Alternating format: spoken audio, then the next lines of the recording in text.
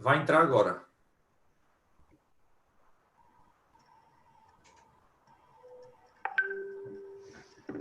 Meus amigos, muito boa tarde. É uma especial satisfação estar hoje com todos vocês aqui em um mais webinar, novo webinar do Instituto Advogados de Pernambuco, nesse momento diferente que nós estamos a atravessar, mas esse momento também nos permite reunir com pessoas e com amigos de todos os cantos do Brasil. Isso é um motivo de grande satisfação para o Instituto. Essa é a primeira reunião, webinar do Instituto na temática de direito tributário. Como os amigos muitos sabem, é a minha atividade como advogado tributarista e fiquei muito feliz em poder iniciar essa primeira reunião webinar com 3 amigos, o Dr. Eric Castro Silva, que é professor da Faculdade de Direito do Recife e Direito Tributário, um dileto amigo, o amigo advogado Carlos Santana, presidente da Comissão de Direito Tributário do Instituto dos Advogados de Pernambuco. Eu brinco com ele, como sou tributarista também, que é a comissão que ele não me deixa entrar, porque eu devia ter uma vaga de membro lá, mas ele não me autorizou. E deu alegria, realmente, de receber, além do excepcional advogado, indiscutivelmente, o doutor Rosário Fernandes Ferreira, para muitos, ele não vai dizer que é, mas é o principal advogado fiscal de Portugal, é uma figura de, enfim, renome europeu na matéria fiscal. Foi secretário de Assuntos Fiscais na República Portuguesa, que equivale ao secretário de Receita Federal do Brasil aqui.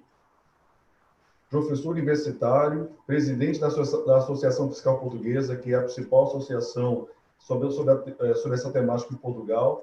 Mas, antes de tudo, é um cidadão de bem, um homem extremamente cordato, gentil, inteligente, elegante, e que já nos deu a alegria de vir ao Recife no passado. E ele é um português que ama o Brasil, como muitos como eu, que somos brasileiros que amamos Portugal. Então, eu tenho muita satisfação em receber o nosso querido amigo Rosário Fernandes Ferreira para tratar de uma temática que nós, reunidos, solicitamos a ele, que, em função dessa temática da reforma tributária e da união do ICMS com o ISS, a possível união do ICMS com o ISS e de outros tributos, para chamar o famoso IBS ou CBS, que a gente não sabe exatamente qual vai ser a sigla, que vai ser utilizada provavelmente aí com essa alteração do sistema tributário nacional.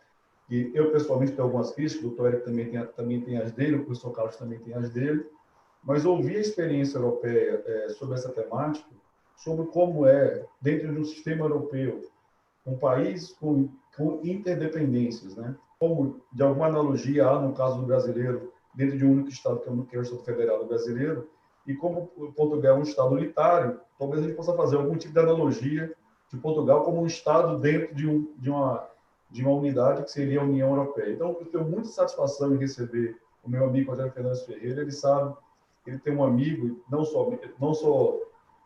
tem amigo como amigo, tem muitos amigos no Brasil, ele é quase um brasileiro, cidadão brasileiro, e eu tenho uma satisfação recebê-lo aqui, amigo. Eu vou passar a palavra ao presidente Carlos Santana, que doravante, juntamente com o nosso amigo Eric, vai tocar os trabalhos. Doravante. Muito obrigado, um abraço.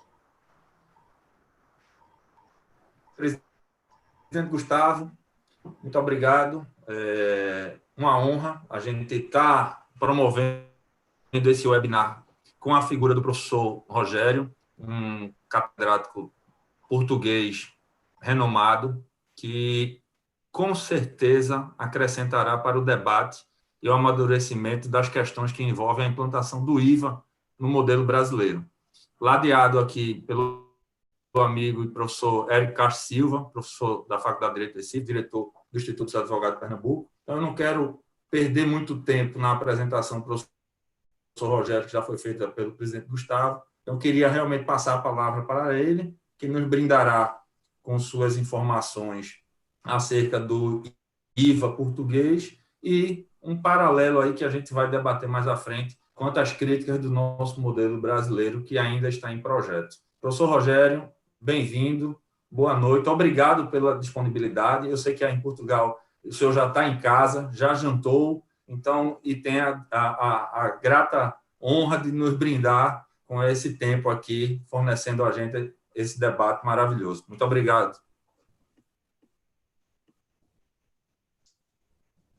Bom, muito obrigado. Eu, antes de mais, Uma palavra de grande apreço e do enorme agradecimento por mais um convite muito amável do professor Gustavo Ventura, que me dá a honra também de ser meu amigo já há muitos anos, e fez bem em dizer que os portugueses são amigos do Brasil, porque são efetivamente, e são tão amigos do Brasil como os brasileiros são de Portugal. Somos irmãos, somos um povo irmão e somos efetivamente um povo irmão. E portanto é com enorme prazer que de facto estou aqui e que acedi ao convite do meu amigo Gustavo Ventura. Uma palavra também de muito apreço ao professor Carlos Santana e também ao professor Castro Silva, que partilham aqui conosco este webinar.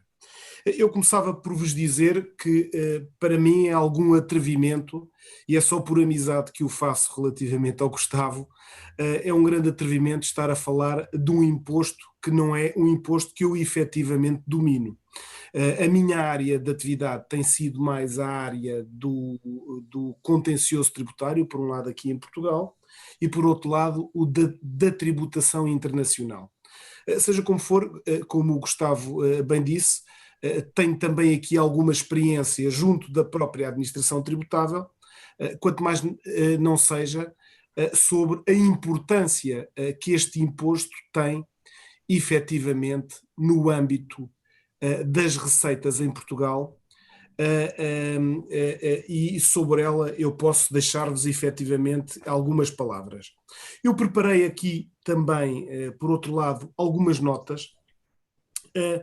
Tive a oportunidade de espreitar, antes de mais, na Constituição brasileira, desculpem-me o meu atrevimento, e tentei olhar um pouco também para a Constituição portuguesa, para vermos como é que este enquadramento destas matérias é efetivamente feito. Eu encontro aqui, os colegas depois farão o favor de me corrigir, é um atrevimento, é um segundo atrevimento estar a olhar para a Constituição brasileira, mas de facto encontro aqui alguns impostos que a própria Constituição brasileira impõe. E gostava de fazer este paralelo com o que acontece também na Constituição portuguesa de 1976.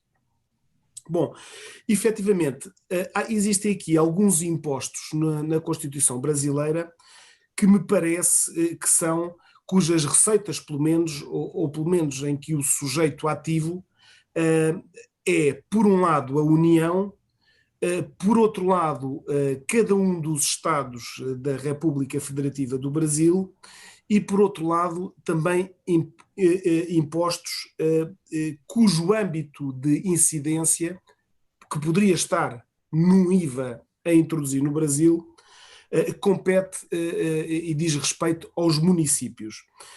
Depois farão um favor de me corrigir, mas de facto eu olho aqui para o artigo 153 da Constituição Federativa do Brasil, e para além deste imposto de exportação, do imposto de importação, há aqui um imposto sobre produtos industrializados do âmbito, aqui no âmbito da União, que o IPI, que porventura deveria estar incluído, parece-me, pelo menos o seu âmbito de incidência, num futuro imposto sobre o valor acrescentado, dizemos nós, e dizem os nossos amigos brasileiros, valor agregado. Vejo também que este imposto sobre operações de crédito, de câmbio, de seguros ou relativos a títulos e valores mobiliários, já vamos ver como é que estas matérias, estas operações estão tratadas no IVA português, que conforme eu julgo que saberão também, decorre do direito comunitário e, portanto, de diretivas europeias. Pois, por seu turno, temos aqui um outro artigo imediatamente a seguir, o artigo 155 da Constituição da República Federativa do Brasil, que também tem aqui uma referência a um imposto dos Estados Federados. Este imposto, que julgo que tem este nome, o imposto relativo a operações de circulação de mercadorias e de serviços, o famoso, que julgo que é bastante bem estudado aí no Brasil, o famoso ICMS. Portanto, julgo que também a incidência deste vosso imposto poderia eventualmente ponderar-se passar para um imposto sobre o valor agregado, um imposto sobre o valor acrescentado. Por seu turno, um último artigo, o artigo 156 da Constituição da República Federativa do Brasil, aqui relativo a impostos sobre os municípios, em que me aparece aqui um imposto, podemos chamar um imposto sobre serviços de outra natureza, ou de qualquer outra natureza. Não sei qual é o nome que atribuem a este imposto, talvez ISQN, não sei se tem este nome. Sim, ou alguma... ISS ou ISQN. Depois, algum nome, digamos, desta natureza. Temos aqui pelo menos estes 3 impostos, mais haverá cujo âmbito de incidência poderia ponderar-se passar para um novo, um futuro eventual imposto sobre o valor acrescentado. Vemos imediatamente aqui uma dificuldade, que é imposta pela própria Constituição. É que temos, por um lado, pelo menos um imposto da União, pelo menos um imposto de cada um dos Estados federais e, por outro, um imposto dos municípios. Estou em crer, não sei quantos municípios haverá no Brasil, mas deve haver uns milhares, não é? Portanto, umas centenas. Portanto, estou a pensar assim, se calhar à volta de 1.500 haverá, não sei. 1.570. Pois, portanto, 1.570. Portanto, há aqui um trabalho, que eu diria um trabalho hercúleo, difícil, porventura mais difícil do que aquilo que existiu na União Europeia, que é de pôr de acordo uma série de intervenientes da União, dos Estados Federados e dos municípios para criar um imposto novo que aglutine a base de incidência destes impostos já existentes. E quem diz a base de incidência diz, obviamente, as respectivas receitas. Se nós olharmos agora para a Constituição Portuguesa de 1976, e muito embora ela tenha sofrido alguma revisão constitucional, também vos digo que, tal como a Constituição brasileira, porventura, a Constituição Portuguesa também se debruça, eu diria, demais sobre a estrutura e sobre o enquadramento que impõe no âmbito do sistema fiscal ou legislador ordinário. Também a nossa Constituição, inicialmente no artigo 107 e agora no artigo 104, que corresponde a esse artigo, sem grandes alterações, também aqui temos um quadro do sistema fiscal português. Só que de uma forma bem mais genérica do que aquela que nós encontramos na Constituição da República do Brasil. Porquê? Porque, conforme vimos, a Constituição brasileira impõe determinados impostos, inclusive dá-lhes um nome, para a União, para os Estados e para os municípios. Conforme nós vamos de seguida observar, a Constituição Portuguesa, neste artigo, anterior artigo 107 e atual artigo 104, tem 4 números e refere-se genericamente e apenas no número 1 a um imposto sobre o rendimento pessoal. Meu amigo Rogério, Sim. Desculpe intervir, mas eu penso que o seu som está um pouco irregular. Não sei se... Me desculpe. Será que não é o celular que está perto do computador ou alguma coisa? Pode ser. Pode ser. Eu vou tentar desligar aqui. Não, melhorou, está ótimo agora. Vou tentar desligar aqui um outro computador, porventura pode ser isso. Agora estamos a ouvir muito bem. Ótimo. Estava a falar sobre o enquadramento constitucional português,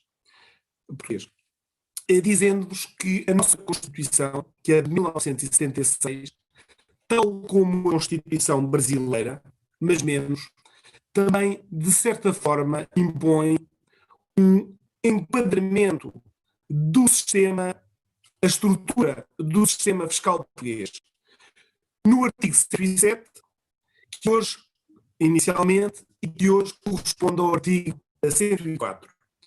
Neste artigo 104, as referências são, porém, referências mais vagas do que aquelas que constam da Constituição brasileira. Isto porque a Constituição brasileira impõe mesmo, ao nível da União, dos Estados e dos municípios, impostos específicos, dando-lhes inclusivamente um nome, o que, conforme vamos ver, não acontece da mesma forma na Constituição portuguesa. A Constituição portuguesa, nestes 4 números do artigo 104, limita-se a referir no número 1 imposto específico, não lhe dá o nome, mas diz que é um imposto sobre o rendimento pessoal, que corresponde ao nosso imposto de renda, que se chama Imposto sobre o Rendimento das Pessoas Singulares, dizendo apenas que visa, que tem algumas características, nomeadamente a familiaridade, a progressividade e a unicidade, tem que ser progressivo e tem que ter em conta os rendimentos e os encargos do legado familiar e tem que visar a diminuição das desigualdades. Não lhe dá um nome específico, mas é como se desse, que se refere especificamente a um imposto sobre o rendimento pessoal. Nenhum dos outros números refere hoje a um imposto concreto. No âmbito na redação inicial da nossa Constituição, o número 3 referia-se a um imposto sobre sucessões e doações. Esse imposto, como os nossos amigos brasileiros saberão, não existe já em Portugal desde inícios dos anos 90 e, para isso, foi necessário mudar a Constituição, onde o número 3 se referia a um imposto sobre as sucessões e doações que deveria contribuir para a igualdade, passou-se a falar genericamente na tributação do património, permitindo a abolição do imposto sobre as sucessões e doações e permitindo também uma reforma de tributação do património com a introdução de 2 impostos, um substitutivo da nossa anterior CISA sobre transmissão de imóveis e outro substitutivo da nossa anterior contribuição autárquica, que hoje é também um imposto municipal, que se chama Imposto Municipal sobre Imóveis. De resto, a nossa Constituição refere-se no número 2 à tributação das empresas, que vai ser fundamentalmente sobre o rendimento real, apenas diz isto. Está aqui em causa, nomeadamente, um imposto sobre as sociedades, que aqui em Portugal se chama Imposto sobre o Rendimento das Pessoas Coletivas. Finalmente, temos no número 4 uma vaga referência genérica à tributação do consumo. E é aqui que surgem efetivamente,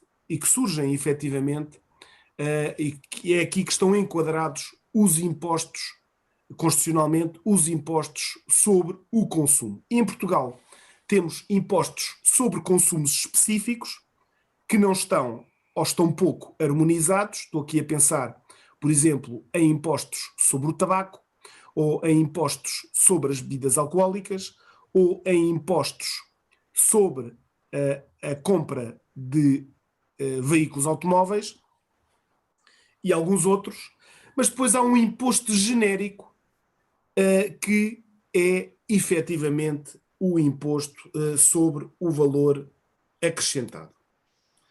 Este imposto sobre o valor acrescentado decorreu de uma imposição que adviria necessariamente da adesão de Portugal à Comunidade Económica Europeia. A razão é simples. A razão é de que, como saberão, o IVA ou parte do IVA, a receita do IVA é um recurso próprio comunitário. E sendo um recurso próprio comunitário, tem que existir este imposto em todos os Estados-membros, sob pena de haver alguns Estados que efetivamente não têm e não cobram um recurso próprio, que é um recurso da Comunidade Europeia. Portanto, o que há aqui nos diversos Estados é que cada um dos Estados cobra o IVA nacional e depois transfere parte dessa receita para o orçamento comunitário.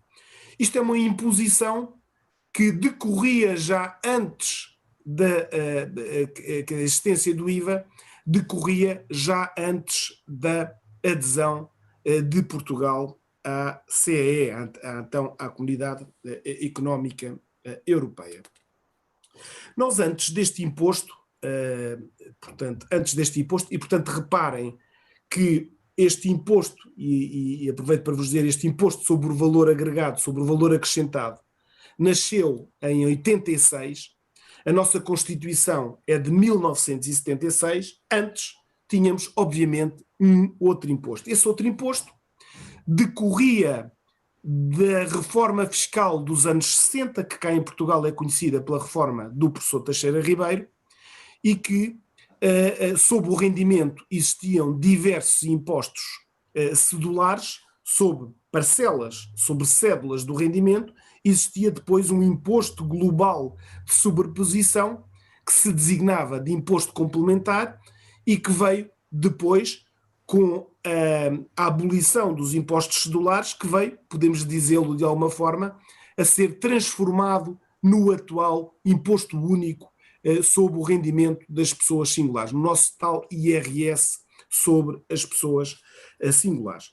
Mas quanto à tributação do consumo, eu diria que o antepassado mais direto do nosso imposto sobre valor acrescentado, eu diria enquanto imposto mais geral sobre o consumo, porque também existiam outros impostos específicos sobre o consumo, alguns dos quais tiveram também que ser abolidos em função da adesão de Portugal à Comunidade Económica Europeia, como é o caso do imposto sobre o café. O certo é que existia um imposto mais geral, que era o imposto de transações. Este imposto de transações tinha características muito diferentes do IVA, tal como ele era concebido e estava concebido no seio da União Europeia e tal como ele havia nascido, digamos, no país do nascimento do IVA, que acho que podemos dizer que é, de facto, a França. Já vamos ver o seu autor mais direto, o seu pai mais direto. Era um imposto aqui em Portugal, este imposto sobre as transações, imposto de transações, era um imposto monofásico, que incidia, no fundo, sobre a produção industrial, e, por um lado, e por outro lado sobre o comércio por grosso, sobre os grossistas. Portanto, numa determinada fase do ciclo de produção, nomeadamente nos produtores e nos grossistas. E era um imposto não plurifásico, como hoje é o IVA, mas um imposto monofásico, ou seja, que atingia uma única fase da produção através de um sistema que na altura se chamava, e que se pode chamar ainda, de ring system, em que as transações dos contribuintes registados não eram tributadas precisamente para evitar a acumulação de impostos nas operações intermédias. Portanto, pretendia-se efetivamente que o imposto tributasse determinada fase produtiva. Imediatamente antes de 1986, portanto, eu estou aqui com dados de 1985, portanto, antes da introdução do IVA, para terem um pouco aqui uma ideia como é que era a repartição da receita, pelo menos aqui em termos percentuais, os impostos sobre a renda, os impostos sobre o rendimento, quer sobre sociedades, quer a contribuição industrial, quer sobre pessoas físicas, então o imposto complementar, o tal imposto complementar de sobreposição e o imposto profissional representavam em Portugal cerca de 25,8% e que comparavam com uma média na Comunidade Económica Europeia de 33,5%. Portanto, geravam efetivamente uma receita mais ou menos de 2/3, um pouco mais, da receita gerada no seio da União Europeia. A segurança social, digamos, se é que lhe podemos chamar imposto para este efeito, era mais ou menos idêntica à da média da União Europeia. Os impostos sobre a propriedade eram mais ou menos de metade dos impostos sobre a propriedade da União Europeia, têm vindo a assumir em Portugal, mas ainda mantêm algum distanciamento da média da União Europeia.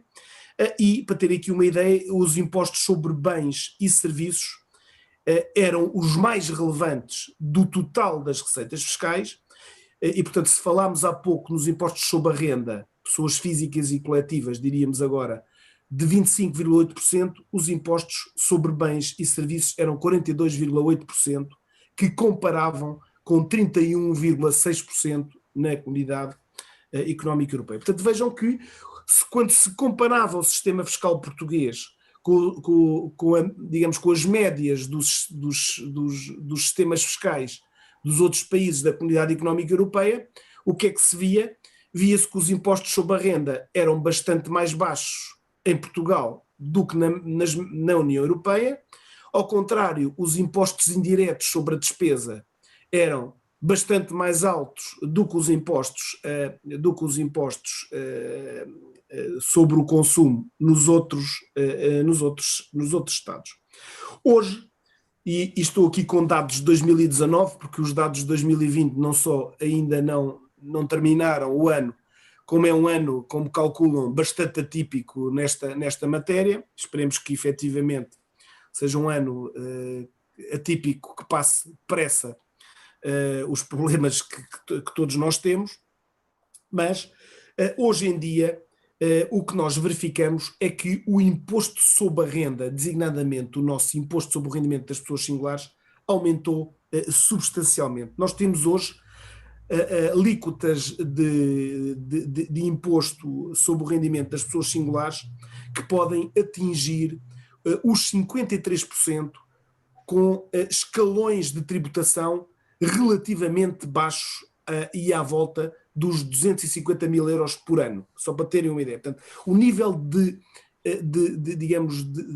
efetividade do imposto, o nível de imposto, de taxas do imposto, é de facto muito alto quando comparado com outros países, mesmo no seio da União Europeia, e o nível das taxas compara hoje com os países nórdicos, não é? Com os países nórdicos.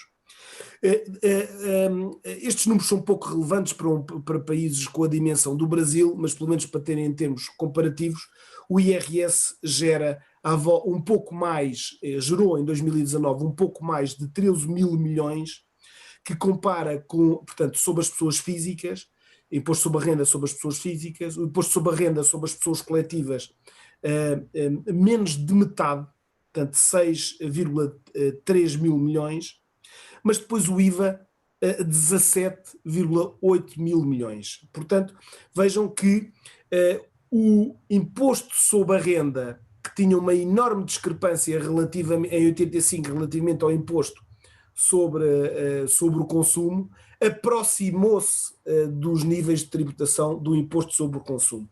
Sendo que hoje a própria receita do imposto sobre o valor acrescentado aumentou só por si relativamente ao percentual que existia em 85. Nós hoje, ao nível das receitas globais, ao nível das receitas dos impostos indiretos, digamos, ao nível das receitas, o imposto representa, em 2019, cerca de 58% das receitas. Curiosamente, e julgo que é importante realçar isto, com um nível de fuga relativamente baixo. Aquilo que nós chamamos de gap do IVA anda à volta dos 481 milhões em 2019, o que significa, em termos, digamos, do IVA possível, não é? Uma diferença de menos do que 3%. O que, se nós compararmos com as empresas, estamos a falar, assim, chamemos-lhe de incobráveis, inferiores a 3% deste nível, o que de facto é notável a performance, isto é importante dizer-vos, a performance ao nível da receita do IVA. As receitas totais de 2019, em termos de PIB nacional, hoje implicam um nível de tributação efetiva que anda quase nos 35%, concretamente nos 34,8%, que comparam de maneira mais ou menos parecida com a média da União Europeia, que é ligeiramente mais baixa, 34,7%. Bom, o modelo do IVA, hoje em dia, é um modelo que eu diria que anda um pouco, que diz a professora Clotilde já há muitos anos, a professora Clotilde Palma, o IVA é um imposto que está na moda, não é? É um imposto cheio de sucesso, não é? Cheio de sucesso.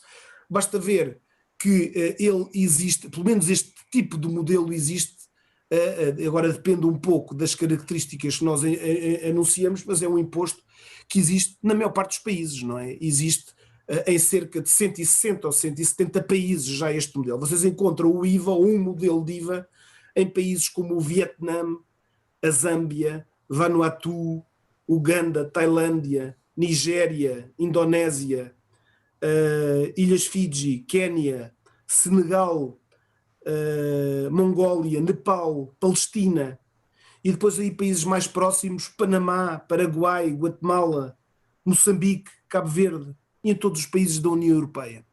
Portanto, é um imposto relativamente generalizado.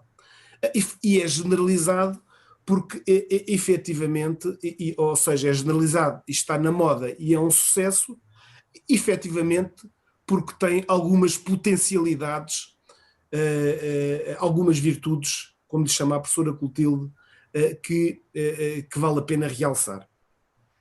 Em primeiro lugar, potencialidades reditícias, não é? É um imposto que gera receita, conforme vimos através do gap do IVA, com bastante segurança. Portanto, é um imposto com uma performance ao nível da angariação da receita bastante interessante. Depois, é também, e se calhar por causa disso, é um imposto que tem um efeito que nós aqui em Portugal chamamos de anestesiante. Portanto, é um imposto que não se sente, ao contrário dos impostos sobre a renda. Qualquer aumento do imposto sobre a renda, há uma revolução, digamos, na opinião pública, porque é um imposto cuja alíquota se sente imediatamente na carteira, como nós dizemos, imediatamente. Este imposto não se sente. Este imposto não se sente porque faz parte do preço, não é? E fazendo parte do preço, são os preços que aumentam, não é o imposto que aumenta. E, portanto, digamos a agressividade contra o aumento é contra o aumento do preço e não contra o aumento do imposto. Portanto, é um imposto anestesiante. Porventura, este é talvez um dos segredos da sua performance reditícia. Por outro lado, o próprio sistema do imposto, através do método de cálculo, que é um método de cálculo de crédito de imposto, implica que sejam os próprios contribuintes a autoliquidar o imposto e a entregar o imposto autoliquidado. Não só liquidam, como pagam. Fazem, no fundo, o papel do Estado. E, portanto, também é um imposto performante neste sentido, que é fácil de administrar.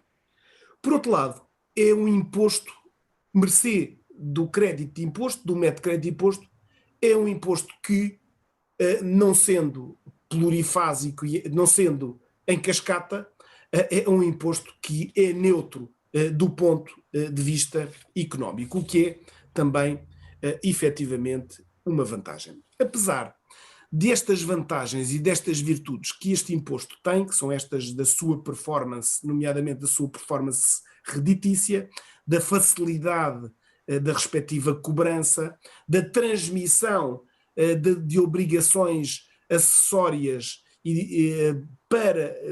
da respectiva cobrança para o contribuinte e até da respectiva fiscalização para os próprios contribuintes, a introdução do IVA em Portugal não foi fácil. Ou seja, a tal passagem, a tal transformação, se quiséssemos dizer, do imposto sobre transações para um imposto sobre o valor acrescentado, obrigatório por força da adesão de Portugal à Comunidade Económica Europeia, o ponto de partida não era muito fácil. Não era muito fácil e foi efetivamente difícil. Em primeiro lugar, porque o imposto que visava, que o imposto sobre o valor agregado visou substituir, o tal imposto sobre transações, não era, como é o imposto sobre valor acrescentado, não era um imposto plurifásico, era um imposto monofásico, e portanto se fosse mesmo um imposto plurifásico ou um imposto em cascata, teria sido porventura mais fácil adaptá-lo a um novo imposto através deste método de crédito do imposto. Por outro lado, a introdução do IVA implicava e implicou um alargamento da base de incidência mais larga e se quiserem, não restritiva relativamente a todo o setor produtivo. Porventura vão ter o mesmo problema aí no seio de alguns dos vossos impostos. Portanto, há aqui um alargamento da incidência e alguns sujeitos passivos que passam a ser sujeitos passivos do novo imposto que não o eram relativamente ao imposto anterior.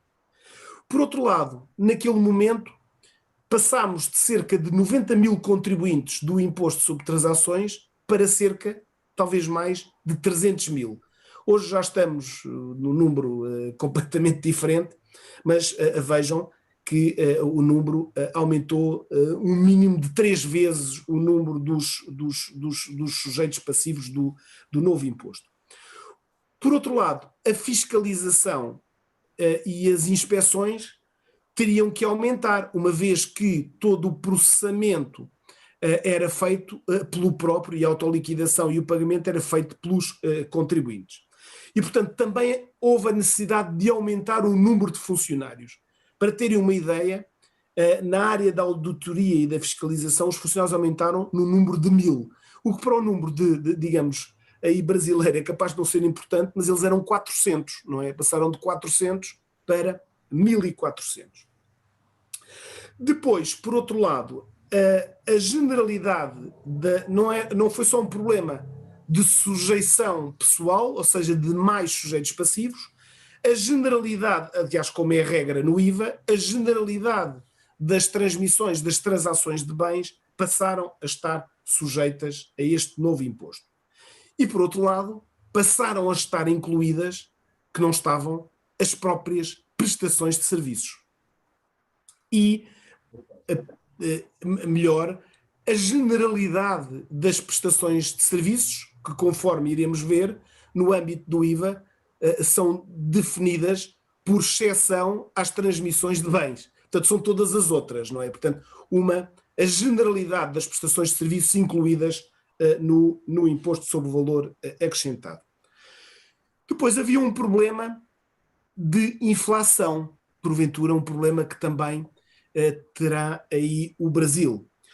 O Maurice Lauré, que é tido pelo pai do IVA em França, dizia com muita graça que o IVA, que em França, como sabem, se chama TVA, deveria ser chamado de tout va augmenter, porque de facto se entendia que ao se acrescentar aos preços o valor do imposto, obviamente que há uma tendência inflacionista que há que efetivamente ter presente.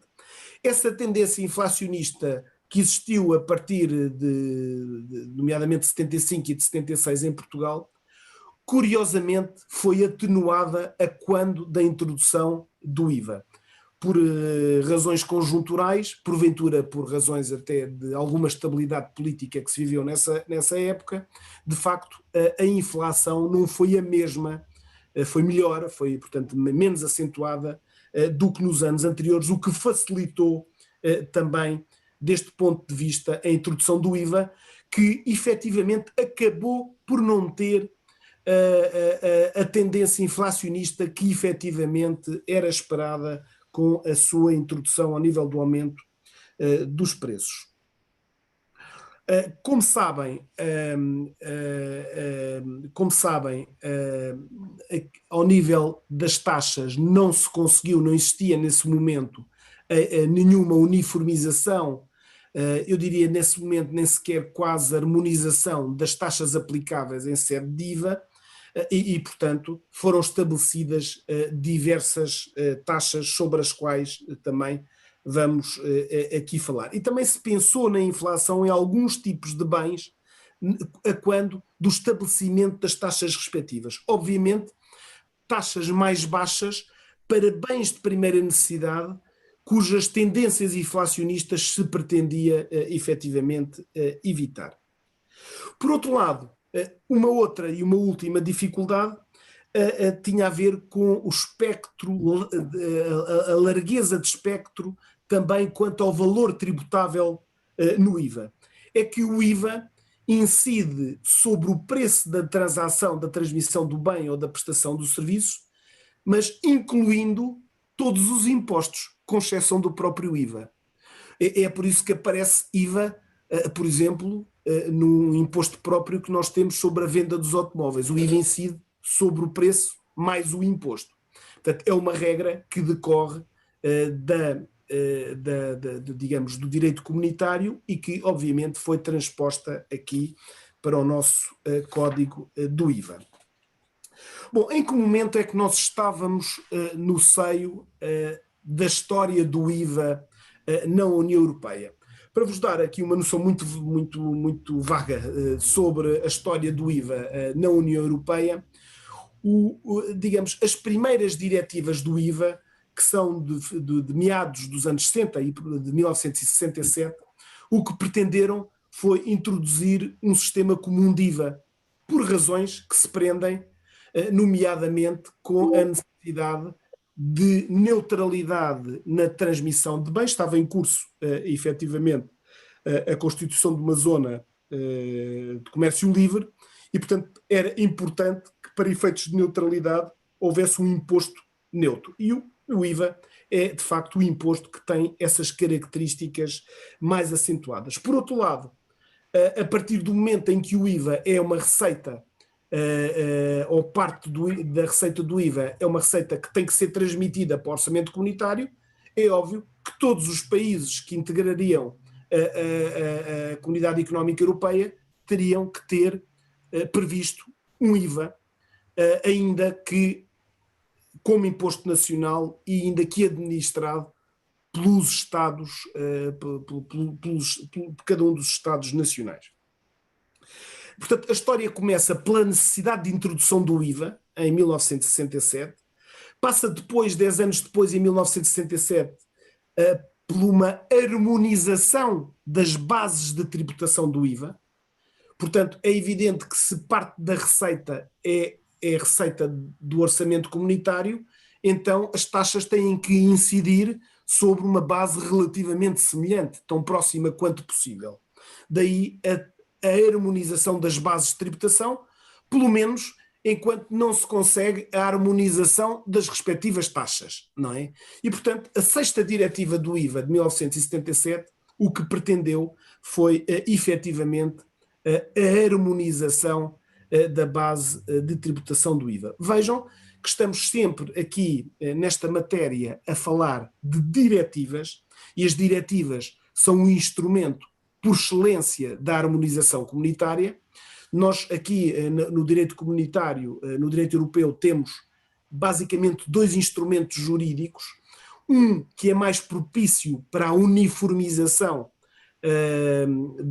nomeadamente das regras fiscais, que é o regulamento comunitário, que é obrigatório em todos os seus elementos e que por isso mesmo não necessita de ser transposto pelos Estados nacionais, e temos depois a diretiva comunitária que, por natureza, obriga quanto ao objetivo, quanto à finalidade, mas dá liberdade aos Estados para atingir essa finalidade através dos meios administrativos, legislativos ou outros que entenda por mais adequados ao nível nacional para atingir esses objetivos supranacionais.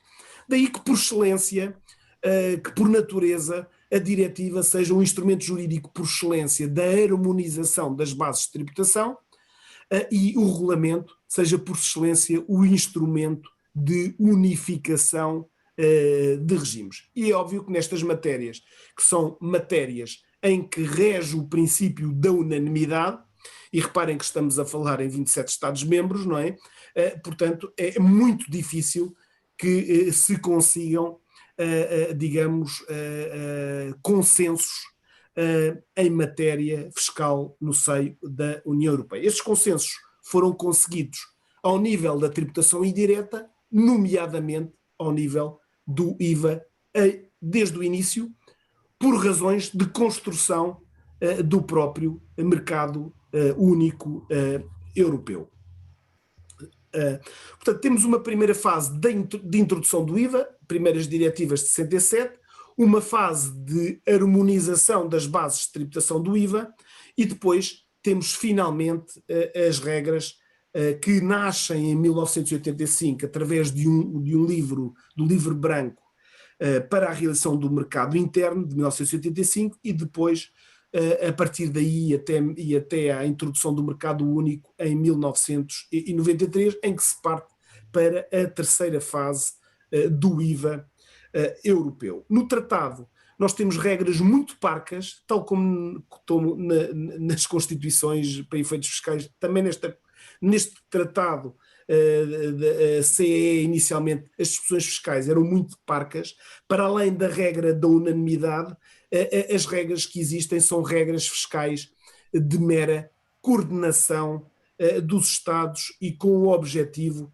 de atingir a livre circulação de mercadorias. E, portanto, com esse objetivo, o que fazia sentido é que a harmonização incidisse mais sobre a tributação sobre o consumo e a preocupação não fosse, efetivamente, a harmonização da tributação direta dos impostos, em matéria de impostos sobre o rendimento, cujo início, curiosamente, só veio a ocorrer depois, nos anos 90, nomeadamente com as diretivas, com a assim chamada diretiva mães-filhas e a diretiva das fusões e entrada de ativos e ainda da convenção de arbitragem.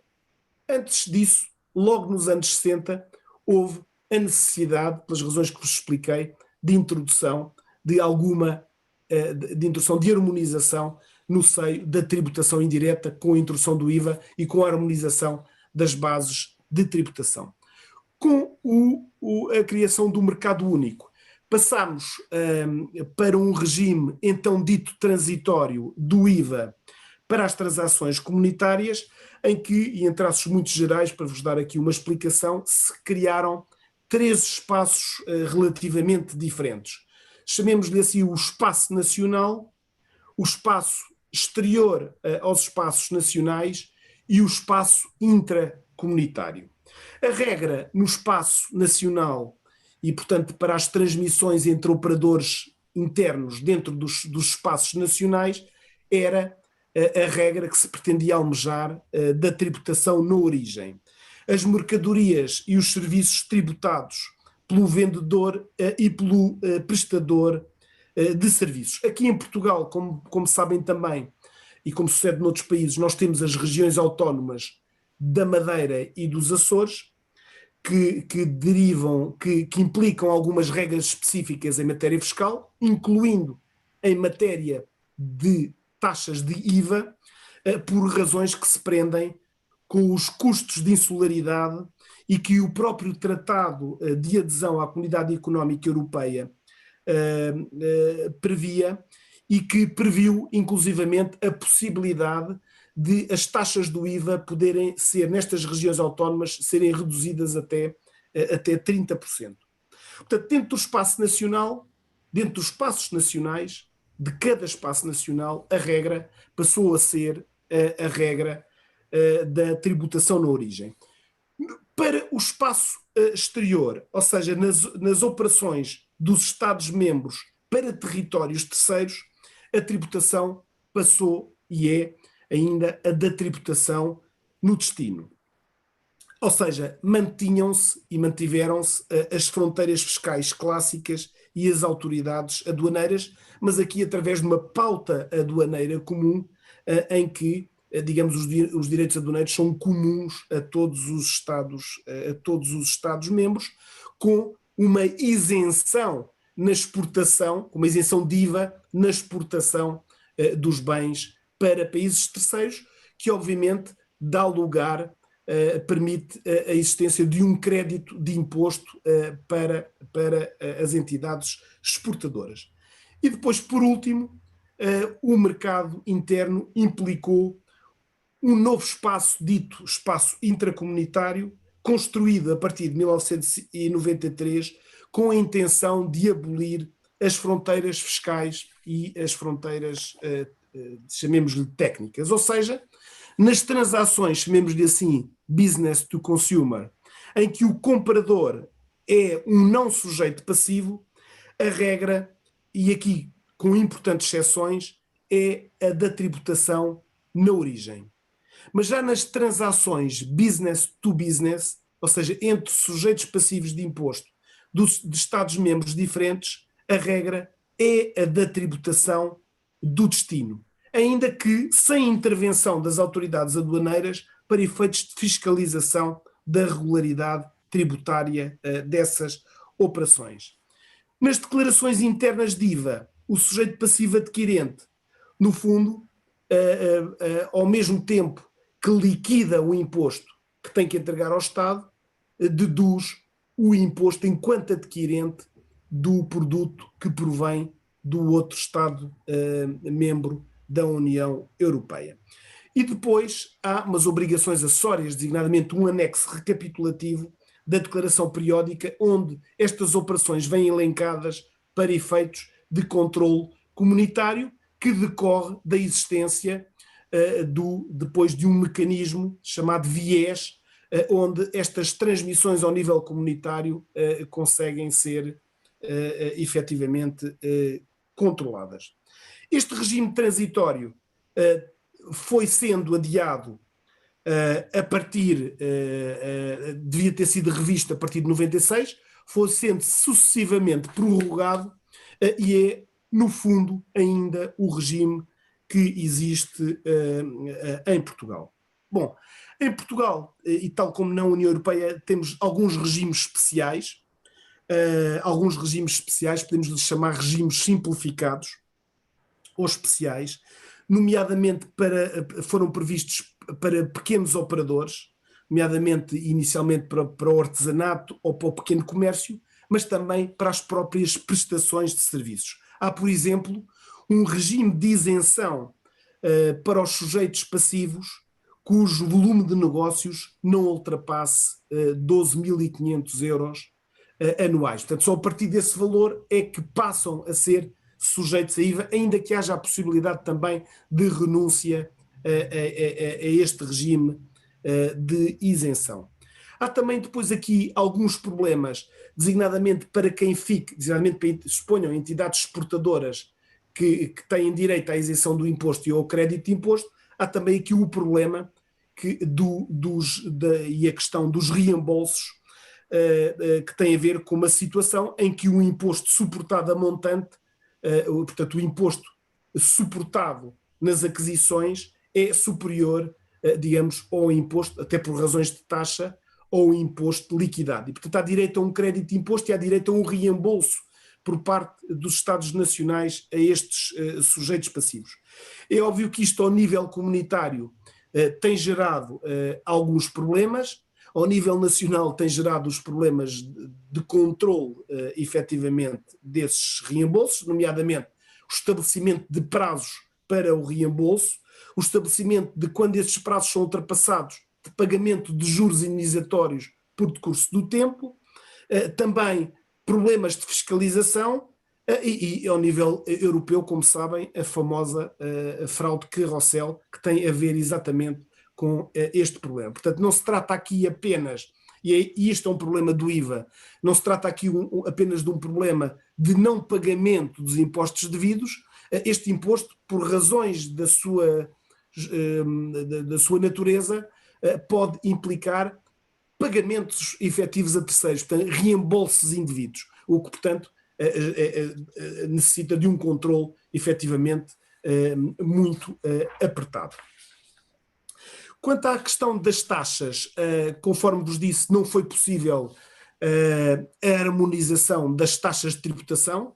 As taxas são muito dispares, já lá vou-vos falar um pouco sobre as taxas. As taxas são dispares nos diversos países.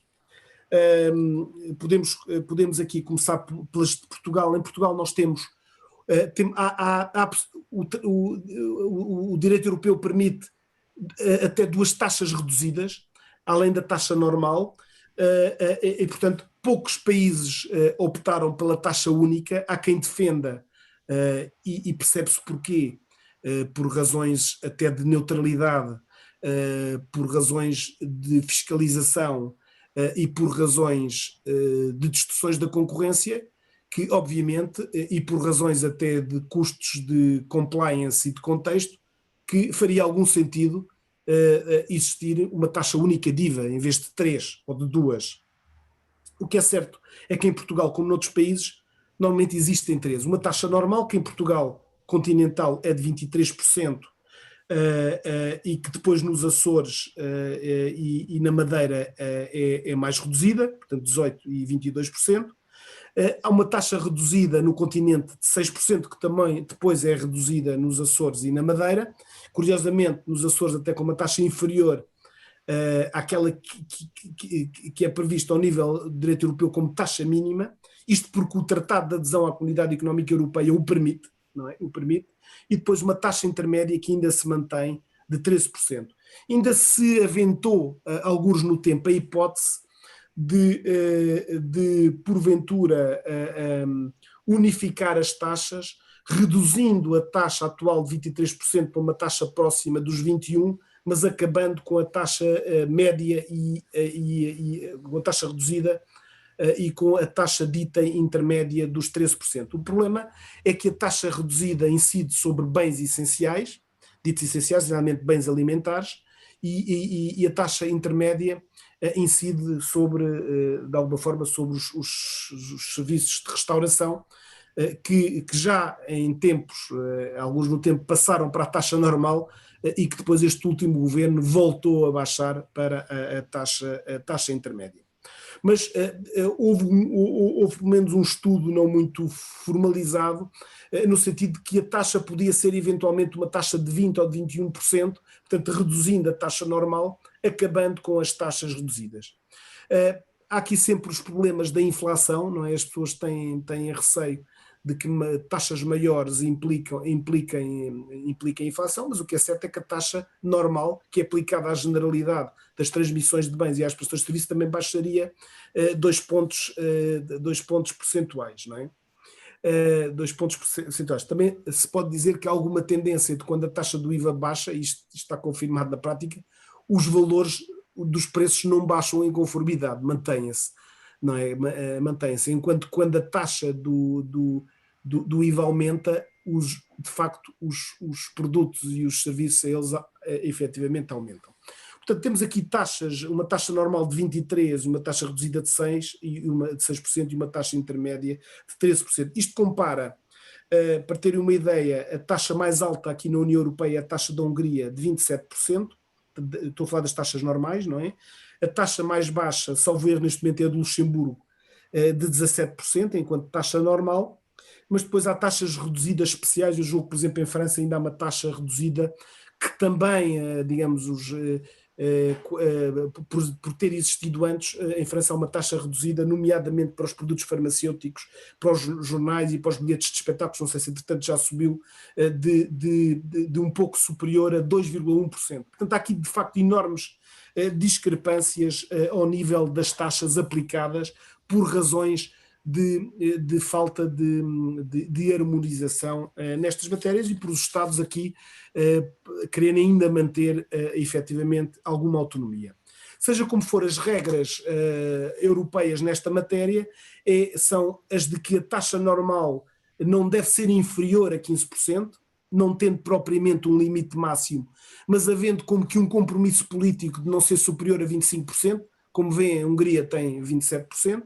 a taxa reduzida não ser inferior a 5%, como veem, por razões do Tratado de Adesão de Portugal à Comunidade Económica Europeia, há a possibilidade nas regiões autónomas da taxa ser inferior a esta taxa de 5%, mas, portanto, independentemente destas regras jurídicas ou políticas, em alguns casos temos, de facto, taxas reduzidas inferiores a 5%, e em alguns casos temos taxas superiores a 25%, e temos ainda algumas situações de taxas diferentes em razão desta não harmonização de taxas. Bom, sobre o que é que incide o IVA? Tal como outros impostos, há uma incidência subjetiva e uma incidência objetiva. O IVA incide sobre, no fundo, os operadores económicos, sabemos assim em traços muito gerais, sobre as pessoas singulares ou coletivas que exerçam uma atividade económica, mesmo que pratiquem uma só operação tributável conexa com essa atividade económica e que preencham os pressupostos de incidência do imposto sobre a renda, seja o IRS, imposto sobre o rendimento, sobre a renda das pessoas físicas, seja o IRC, que é o nosso imposto sobre sociedades. E incide, inclusivamente, sobre o Estado e as demais pessoas coletivas quando não estão a realizar operações no exercício dos seus poderes de autoridade, ou seja, quando não estão com os seus poderes de império e portanto, quando não estão a agir como quaisquer outros agentes económicos. Portanto, nesta questão, por razões, obviamente, de não distorção da concorrência. Incide depois sobre transmissões de bens e prestações de serviços onerosas, sobre importação de bens de países terceiros e, obviamente, também, conforme vimos, sobre as aquisições intracomunitárias. Depois há outras situações, digamos, assimiladas. Estou aqui a pensar, por exemplo, em pagamentos de bens de valores superiores a determinados valores, ou, por exemplo, em casos de não devolução de mercadorias, de bens em determinados prazos entregues à consignação, e que são nomeadamente também algumas normas até digamos, anti-abuso e de controle destas situações. Há também aqui algumas exclusões tributárias de não incidência, ou seja, de situações fora da sujeição, não é? Como é o caso das cessões a título oneroso ou gratuito de estabelecimentos comerciais, ou da totalidade de um património ou de parte dele suscetível de constituir um ramo de atividade independente. É o caso das indenizações, que têm enorme doutrina e jurisprudência à volta dela, que visem ressarcir danos, portanto, indenizações propriamente ditas, desde que não tenham caráter remuneratório, porque se tiverem caráter remuneratório são tributáveis em sede de IVA, e depois, por exemplo, pagamentos efetuados em nome e por conta de outrem, não são, portanto, por natureza também estão aqui excluídos. Por outro lado, há algumas isenções. Estas isenções são as chamadas isenções incompletas, que significam que são isenções que o sujeito passivo, que implicam que o sujeito passivo não liquide o imposto, digamos, a quem vai vender ou prestar, a quem vai vender o bem ou prestar o seu serviço. Por isso se chamam isenções incompletas. São aquelas que nós encontramos, nomeadamente, no artigo 9º do Código do IVA, e que é um artigo muito extenso e que abrange, para vos dar uma ideia, nomeadamente a saúde, não é? Os serviços médicos, por exemplo, que abrange os serviços de ensino e também a formação profissional, que abrange a própria transmissão e o arrendamento, o aluguer de bens imóveis, como chamam aí no Brasil, não é?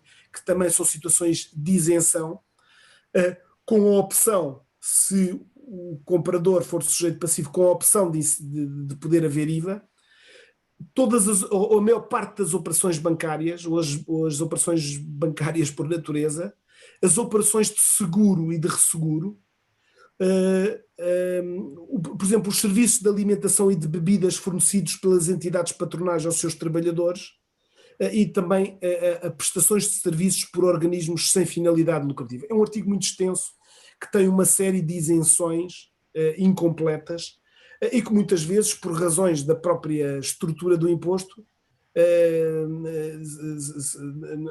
não são benefícios, não é? Porque não permitem, ou não haver liquidação a jusante, não permite, de facto, a tributação a montante. Portanto, o IVA nas aquisições passa a fazer parte do custo da aquisição e, portanto, apenas dedutível em sede do imposto sobre a renda.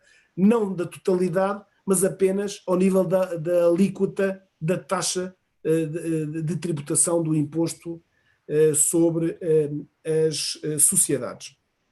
Bom, era um pouco esta visão que eu vos queria deixar, não sei muito bem quanto tempo é que, já falei se calhar tempo demais, estou a dispor para questões que queiram colocar. Eu, conforme vos disse, esta matéria não é, digamos, como dizem os brasileiros, não é a minha praia, digamos assim, não é propriamente a matéria onde eu me sinto assim mais à vontade, mas seja como for, estou aqui ao dispor para as questões que efetivamente me queiram colocar. Obrigado, Rogério. Muito obrigado. Isso não é sua praia, quem for sua praia, então, imagine. Professor Rogério, queria agradecer suas palavras aqui, e são muito precisas e esclarecem para a gente que ainda não tem um imposto único, vamos dizer assim, sobre o consumo, a perspectiva do que esse horizonte que se avizinha para a gente aqui no Brasil pode proporcionar. Mas eu queria passar a palavra para o nosso diretor, Eric, que ele está com uma lista de perguntas exaustiva para realmente exaurir do senhor o máximo que puder de informação aqui para a gente. Professor Eric, fique à vontade. Obrigado, Carlinhos. Professor Rogério, um prazer enorme falar com o senhor mais uma vez. Tivemos lá na Faculdade de Direito do Recife há um tempo atrás. Espero que o senhor retorne aqui para Pernambuco para a gente lhe brindar um evento presencial, quando o tempo já estiver permitindo que assim o seja. Eu tenho alguns grupos de perguntas e muitas delas já foram respondidas ao longo da sua explanação. Um primeiro grupo de perguntas que é muito sensível aqui para Pernambuco se refere aos incentivos fiscais, né? O que está se vendendo aqui no Brasil em relação ao novo IVA, ao IBS brasileiro, é que vai acabar com todo tipo de incentivo fiscal. E ao longo das suas explicações, eu vi que no próprio seio de Portugal há um grupo de incentivos fiscais para a Ilha da Madeira e dos Açores. Eu gostaria de saber se esses incentivos fiscais em Portugal têm prazo certo para acabar, tem alguma condição a ser observada, como é que eles são os state aids dentro da comunidade europeia, há regras. Queria ouvir o senhor sobre a questão do incentivo, particularmente em relação à Madeira e os Açores, para ver se a gente pode acompanhar essas características aqui no Nordeste brasileiro, que é a região mais pobre do país. Professor Rogério, eu só em complemento à pergunta de Eric, professor Eric, eu queria registrar que essa questão dos incentivos são incentivos propriamente ditos ou apenas diferença de alíquotas incidentes naquela localidade? Certo. Só isso. Muito bem. Bom, é preciso perceber que este imposto não é um imposto muito semelhante a outros, não é? Este imposto sobre o consumo. Este imposto é um imposto que pretende ser o mais neutro possível. E, portanto, em rigor, este imposto, por natureza, deve ter um mínimo de isenções. E as isenções, muitas vezes, vêm justificadas por razões que não têm a ver com a natureza do próprio imposto. Que não tem a ver com o próprio imposto. E no caso da Madeira e dos Açores, a questão tem a ver, efetivamente, com uma tentativa de beneficiar o preço final dos produtos, não é? Em regiões que são consideradas pelo próprio tratado como regiões ultraperiféricas. São assim qualificadas pelo tratado. E, digamos, essa característica de regiões ultraperiféricas no seio da União Europeia permitem alguns tratamentos fiscais originais que não são permitidos noutros locais, não é? Tem a ver com os chamados, nós aqui chamamos os custos da insularidade, não é? E, portanto, ao longo, digamos, da história da Madeira e dos Açores, quer em relação a Portugal, para os impostos do continente, é onde se insere o IVA, quer por permissão da própria União Europeia, não só o tratado prevê algumas situações, como é o caso de as taxas poderem ter uma redução relativamente às taxas do continente até 30%, no caso do IVA, mas permite mesmo que em algumas situações, mas para outros impostos, haja autorizações específicas da Comissão para certas regras fiscais que são elas próprias, por natureza, distorsoras da concorrência. É o caso, por exemplo, do regime da Zona Franca da Madeira, não é? Do Centro Internacional de Negócios da Madeira, que é um auxílio de Estado que segue as regras previstas no tratado e que está autorizado pela própria Comissão Europeia, por razões que o próprio tratado justifica, que são estes custos de insularidade e esta situação de ultraperificidade em que se encontra esta região. Mas, portanto, o que eu queria aqui realçar é que, digamos, esta redução das taxas tem a ver com esta situação concreta e com esta previsão concreta no próprio Tratado de Adesão de Portugal à Comunidade Económica Europeia. Depois há algumas outras isenções que, por natureza, procuram desonerar o preço final dos produtos, não é?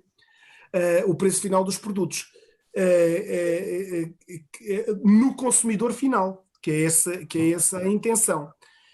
São esses casos que eu vos indiquei agora, nomeadamente na educação, por exemplo, na saúde, na ciência ou na arte, não é? Portanto, o que se pretende, de facto, é permitir que ao nível do consumidor final os preços possam ser um pouco mais baixos.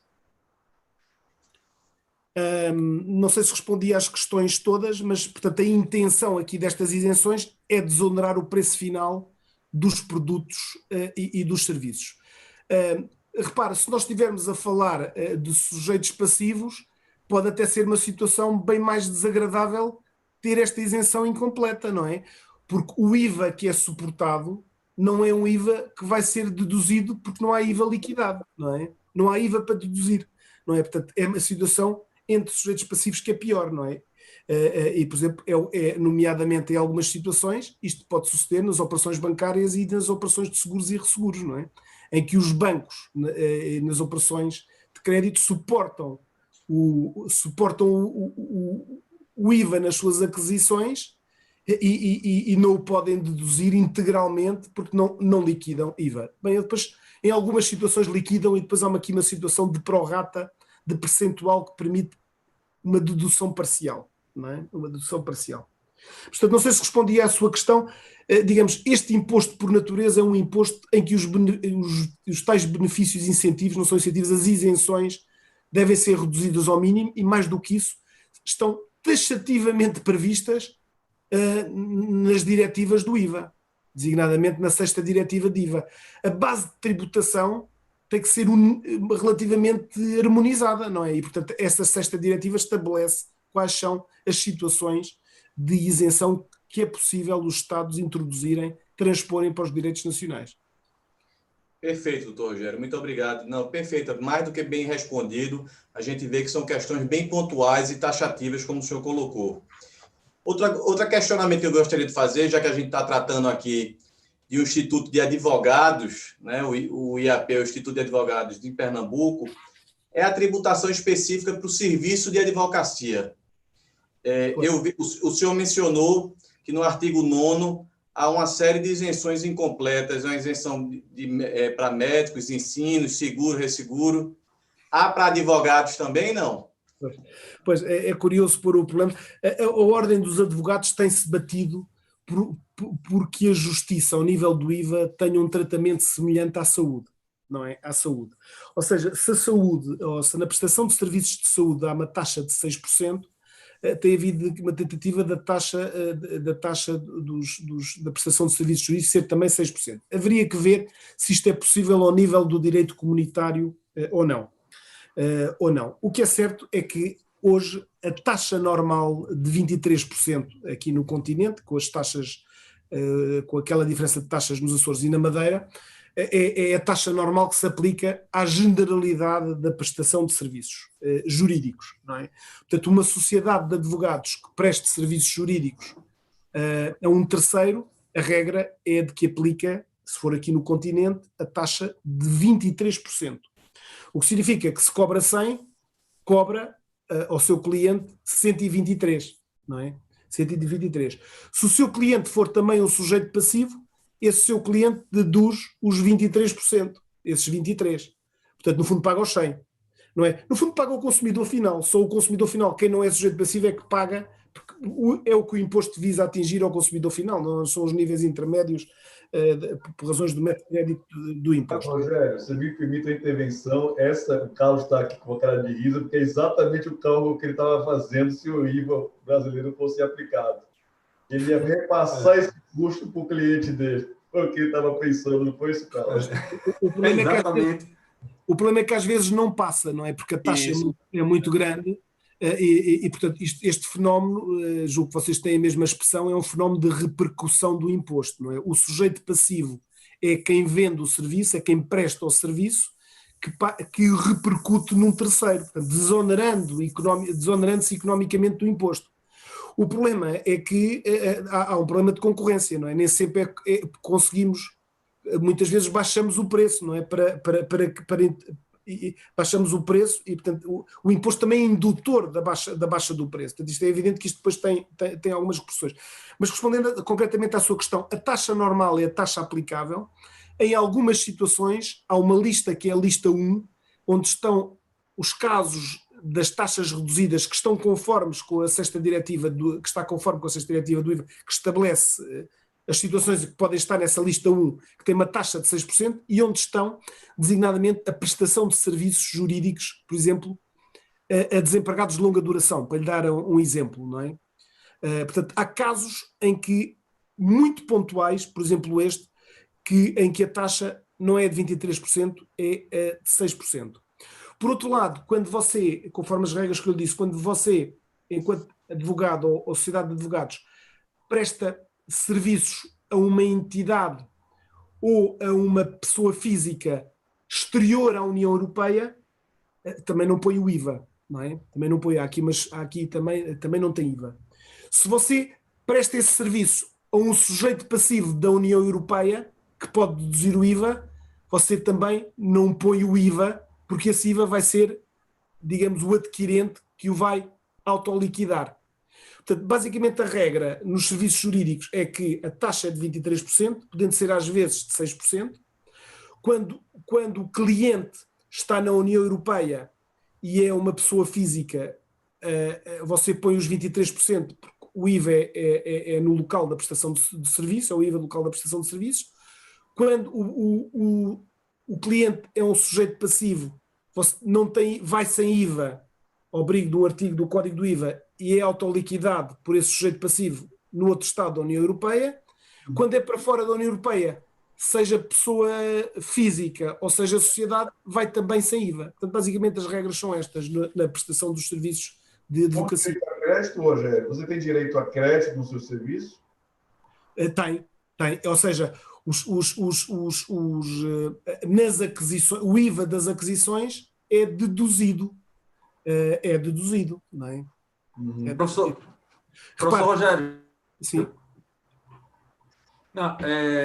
Não, conclua. Quando o senhor concluir, eu pergunto. Estou só a dizer, se porventura o advogado só trabalhasse com clientes brasileiros, não é? O que significava que estava sempre, provavelmente, numa situação de crédito de imposto, tinha que pedir um reembolso ao Estado, não é? Mas podia deduzir o IVA das aquisições, não é? O IVA das aquisições. Depois entrava na situação digamos, de deduzir o imposto ao longo das suas declarações e depois tinha direito a um crédito de imposto. Entendi. Tenho, na verdade, duas perguntas. A primeira, o senhor falou que existe o regulamento comunitário sobre o IVA, e as diretrizes, que são regulamentos, eu entendo, de hierarquia menor do que o regulamento comunitário. Então, eu queria entender essas diretrizes, elas podem ampliar as regras propostas no regulamento comunitário ou apenas elas existem para, no âmbito do regulamento, disciplinarem essa aplicação ou essa convivência do IVA dentro dos 27 estados da Comunidade Europeia? Repara, você tem vários instrumentos jurídicos ao nível europeu, que o próprio tratado prevê, não é? Tem as convenções, o próprio tratado acaba por falar, por exemplo, nas convenções internacionais, que são normas de direito internacional. Mas ao nível do direito europeu, você tem instrumentos jurídicos próprios do direito europeu. E os instrumentos jurídicos próprios do direito europeu têm, por exemplo, atos, que são decisões, não é? Tem diretivas, que são uma espécie de diretrizes, mas que se chamam diretivas, não é? E já vamos perceber porquê. E depois tem regulamentos, não é? Os regulamentos e as diretivas são instrumentos jurídicos com características e natureza diferente. Ou seja, se for adotado um regulamento, é por isso que eu vos disse que o regulamento é um instrumento jurídico por excelência para a uniformização das legislações. Porquê? Porque não necessitam de intervenção dos Estados-membros. As normas que constam do regulamento são diretamente aplicáveis nos Estados-membros. Em matéria fiscal aparecem regulamentos, por exemplo, ao nível de obrigações acessórias, não é? Obrigações acessórias, ou obrigações de fiscalização, ou troca de informações. Portanto, são regulamentos comunitários que obrigam os Estados-membros. Os Estados-membros não têm que fazer nada. Ou seja, aplicam-se diretamente e são invocados diretamente os regulamentos. As diretivas vinculam os Estados-membros, não vinculam diretamente, ou seja, os destinatários das diretivas são os Estados-membros, enquanto que os destinatários dos regulamentos podem ser os Estados-membros, mas são os operadores económicos também. Não precisam de intervenção dos Estados-membros, não é? Está a ver? Portanto, as diretivas, como o nome indica, e usando a sua expressão, no fundo dão umas diretrizes, no fundo estabelecem os fins, os objetivos que a União Europeia quer atingir, quer chegar a este resultado, mas dá liberdade de meios aos Estados para atingir aquele resultado. E este é um instrumento, por natureza, da harmonização fiscal. Harmonização fiscal com as diretivas, uniformização fiscal com os regulamentos. O regulamento é mais para uniformizar, para tornar igual. Uniformizar é tornar igual. Harmonizar é tornar parecido, não é? É tornar parecido, é atingir o mesmo fim por meios diferentes e de forma diferente. Portanto, nada impede que uma diretiva seja adotada em Portugal através de um decreto-lei, mas seja, por exemplo, adotada em França através de instruções administrativas. Está a ver? O que se pretende é que a finalidade seja atingida. Porquê? Porque os Estados-membros são Estados diferentes, não é? E, portanto, podem querer atingir os mesmos objetivos de maneira mais apropriada à sua própria idiosincrasia, às suas características. E, portanto, este instrumento é muito adequado digamos, a estas diferenças que existem nos Estados. E, portanto, estas, chamemos de diretrizes, pode ser uma forma de harmonização que se pode conseguir também em Estados federais como o Brasil, não é? Como é lógico, não é? Exato. Mas que é muito mais própria de um Estado supranacional que ainda não atingiu a fase dos Estados federados, não é? Do Estado federal. Não é? Mas são instrumentos jurídicos próprios da União Europeia, com características próprias que só existem na União Europeia, não é? E que têm estas duas características. O que eu acho que é importante reter é isto. As diretivas estabelecem um objetivo, vinculam os Estados-membros, não é?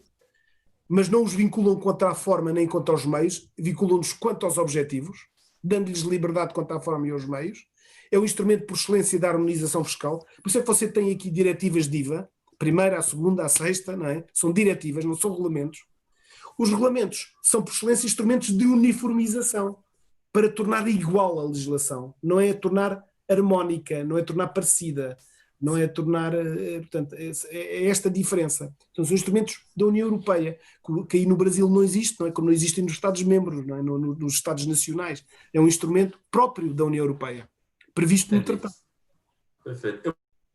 Eu perguntei exatamente pela questão característica de nosso Estado federal e a gente ter cada Estado membro, na verdade, no âmbito do ICMS, legislando sobre a competência tributária estadual e cada município legislando sobre sua competência tributária municipal. Mas a segunda pergunta, professor, que eu queria fazer para o senhor é, no caso das escolas ou instituições de educação, ou os hospitais, ou os operadores de serviço de saúde, que têm uma tributação, uma alíquota menor de 6%, salvo engano, se eu não estiver enganado, aí no IVA, quando eles adquirem... As prestações médicas estão isentas mesmo. Isentas.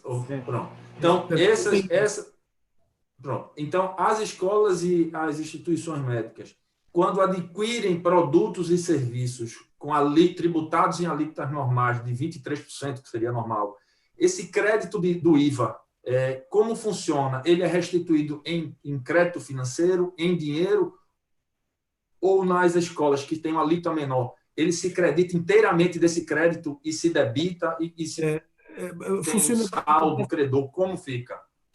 Funciona basicamente assim. Normalmente, estas entidades que têm operações isentas, muitas vezes também têm operações sujeitas. E, portanto, vão poder deduzir parte do IVA nas aquisições, no percentual correspondente às operações que estão sujeitas. Não é? Ou, se quiser, não podem deduzir no percentual das que não estão sujeitas. Chama-se isso pró-rata. Chama-se isso é um pró-rata, que também está estabelecido no Código do IVA e que digamos, as diretivas do IVA também prevêem. Não é? Portanto, se tiverem só operações isentas, nessa altura ficam com crédito de imposto. O exemplo clássico são as empresas que se dedicam exclusivamente à exportação. Não é? Aí só têm operações que dão lugar a crédito de imposto. Não é? Está a ver? Portanto, ficam com o direito a um reembolso. Tem que ir pedindo reembolso ao Estado e o Estado vai reembolsando. Esse reembolso, doutor Rogério, se dá num curto prazo ou demora? Esse reembolso tem prazos, não é? Tem os prazos, salvo erro até o segundo mês seguinte ou do respectivo pedido. Mas muitas vezes o crédito de imposto, nós não sabemos o que é que vai acontecer nas declarações periódicas seguintes. Pode ser que nesta eu tenha um crédito, mas na próxima eu tenha IVA liquidado onde posso deduzir, não é? Portanto, isto pode ser reportado para as declarações seguintes, não é? Até um momento a que atinge um determinado valor, que o próprio Código estabelece, que se pode pedir o reembolso, ou que se atinge um determinado prazo, que se pode pedir o reembolso. Se o contribuinte não quiser pedir o reembolso, muitas vezes o contribuinte não pede, porque na prática é fiscalizado, não é? Portanto, não pede o reembolso, vai protelando o pagamento, não é? Digamos, a possibilidade, até existir a possibilidade de poder deduzir, não é? Porque o Estado quer controlar... O Estado quer controlar bem os reembolsos, como é evidente, não é? Porque, conforme eu vos disse, este imposto tem que é um imposto altamente performante e reditício, mas o imposto tem este problema, é que aqui não se trata, quando há fraude, a fraude não é apenas não pagar o imposto devido, é poder receber um imposto que não se pagou, não é? Que está a perceber o problema. Portanto, esta fraude é muito mais grave, não é? E em termos reditícios é muito mais importante. E por isso é que os reembolsos são muito controlados, não é? E reparem que isto ainda por cima é um controle que tem que ser comunitário, não é? A fraude de carrossel, por exemplo, que tem a ver com a questão dos reembolsos, é um problema comunitário, não é um problema só nacional, não é? Em que aparece um intermediário no meio que digamos que é reembolsado e que desaparece e que nunca mais é encontrado, não é? E doutor Rogério, esse reembolso, ele é fiscalmente, orçamentariamente, da parte da parcela do IVA que fica para o Estado-membro português, ou ele sai da arrecadação do IVA comunitário de uma forma geral? Repara, o IVA é comunitário só na receita, ou em parte da receita. Mas o IVA é nacional. Os IVAs são todos nacionais. É de cada um dos Estados. Ou seja, o sujeito ativo, o credor, se quiser, ainda é cada um dos Estados. Há depois uma outra relação jurídica entre os Estados e a União Europeia, em que os Estados transferem uma parte do IVA para a União Europeia, para o orçamento comunitário. Mas o sujeito ativo ainda é o Estado, não é? Portanto, a relação, digamos, tributária é entre o Estado nacional, o Estado-membro, e o operador económico. Perfeito. Doutor Eric, meu amigo, a gente já está com 1h30, estamos aí para a última pergunta do amigo. Então, só para a gente encerrar, perfeito, Gustavo, só para a gente encerrar, doutor Rogério, é expressivo o contencioso administrativo e judicial do IVA? Olha, eu diria que sim, não tenho números, estou-lhe a dar aqui a minha experiência prática, não sei se há propriamente números sobre o contencioso só do IVA, mas normalmente, digamos, o contencioso do IVA anda associado ao imposto sobre a renda, o tal imposto sobre o rendimento das pessoas coletivas. Normalmente, quando há uma inspeção tributária, a inspeção tributária implica uma correção de IVA e uma correção de IRC, do Imposto sobre as Sociedades. Implica uma liquidação ou mais de IVA e de IRC. Portanto, normalmente, repare, o próprio relatório de inspeção tem as duas correções e depois dá lugar a duas liquidações. Hoje em dia pode-se impugnar judicialmente as liquidações, agora até em conjunto, não é? Até em conjunto. Eu, por acaso, os únicos números que eu aqui tenho, pelo menos em termos percentuais, talvez lhe possa indicar, posso dizer, por exemplo, eu só consegui ir ver ao CAD. O CAD é o Centro de Arbitragem Administrativa e Tributária. Nós temos em Portugal, como julgo que vocês sabem, arbitragem tributária, que é uma experiência inédita aqui na Europa, que tem funcionado relativamente bem, que tem umas decisões que são por árbitros fiscais e que são publicadas, não é? E publicadas. Como são publicadas e são, digamos, chamemos de primeira instância, são as primeiras decisões, eu consigo ir lá ver, e portanto sei que, por exemplo, em 2019, em 116 processos, houve 116, só para terem uma ideia de percentuais, não é? Se nós extrapolarmos isto depois para o Estado global, só para terem uma ideia, houve 116 processos de IVA, 244 de IRC, de IRC é o Imposto sobre as Sociedades, e 160 de IRS. Portanto, repara, primeiro foi o IRC, o que teve mais do dobro do que o IVA, depois foi o IRS, mais ou menos, o IVA era 2/3 do IRS e mais ou menos 40% do IRC. Mas o IVA dá, de facto, algum contencioso, mas eu diria que, digamos, há tantas operações tributáveis, não é? Há tantas operações tributáveis e há tantas liquidações de IVA que, em termos percentuais, é um imposto relativamente certo, não é? Certo. Certo. Eu acho que de certa maneira é um imposto performante também neste sentido. Aliás, repare que o gap do IVA é relativamente pequeno, conforme eu vos disse há bocadinho, não é? Portanto, é um imposto que gera receita adequada e que, digamos, e que não é um imposto que gera o conflito que gera, por exemplo, o IRS ou o IRC, e gera bastante mais receita, não é? Perfeito. Agora, em termos numéricos, não tenho esses dados, nem sei se efetivamente poderão existir, se calhar era interessante existirem, não é? Mas julgo que não existem. Não é fácil ter esses números. Doutor Rogério, muito obrigado. Espero revê-lo em breve e reitero meus agradecimentos em meu nome e em nome de todo mundo. Deixa eu devolver a palavra para o doutor Gustavo.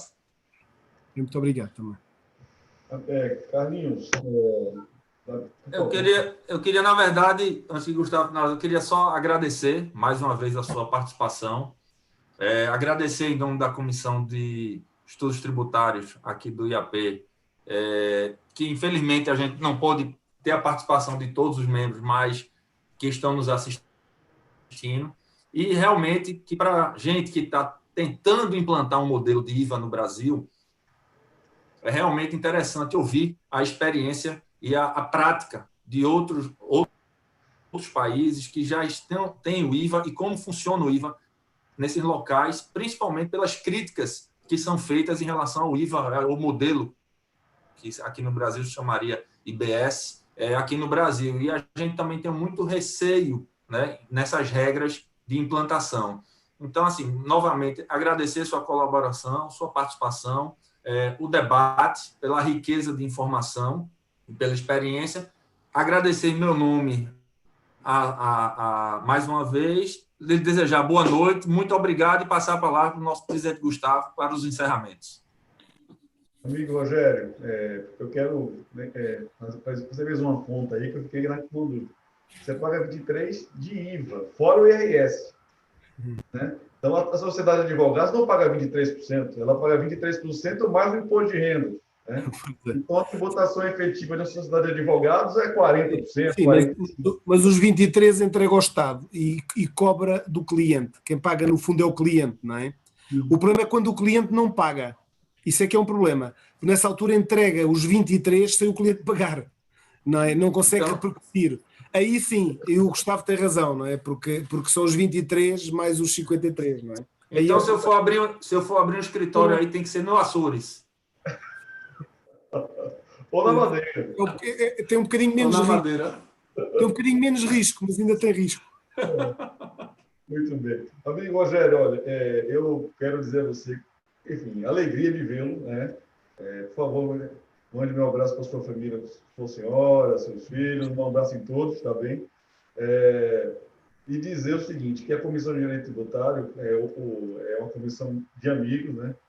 O Eric é diretor, mas faz parte da comissão diretamente, né? O nosso querido amigo Gustavo Costa, que é o vice-presidente da comissão, que deveria estar conosco aqui também, Silvana, Rodrigo, tanta gente de primeira qualidade que faz parte da comissão, Tiago, que são amigos, e eu fico muito feliz de ter a comissão do Instituto num nível tão elevado, de profissionais de primeiríssimo nível, realmente, no Brasil. Fico feliz demais com isso. E, Rogério, eu quero que você seja o primeiro membro europeu do Instituto, tá certo? Eu vou enviar para você a nossa inscrição.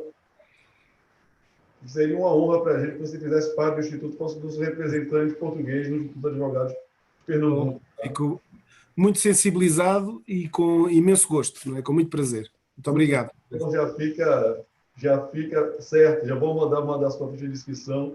A gente vai ter muita alegria de ter um representante do seu nível, da sua relevância, mas, como reiterando aqui, o ser humano que você é. Tenho muita alegria de ser seu amigo, tá? E a sua família são pessoas do mais alto nível e cordialidade. Uma das razões que eu gosto de Portugal é ir à sua casa e tomar um vinho com você, tá bom? Muito bem, o prazer é recíproco, como bem sabes. Muito obrigado. Muito obrigado. Um abraço também ao professor Eric Silva e também ao professor Carlos Santana. Muito gosto em ter participado neste webinar convosco os quatro. Muito obrigado pelo convite também e espero encontrá-los aqui em Lisboa brevemente, está bem? Depois do Covid, que passe depressa. Obrigado. Com certeza. Obrigado, professor. Boa noite e até logo. Muito obrigado.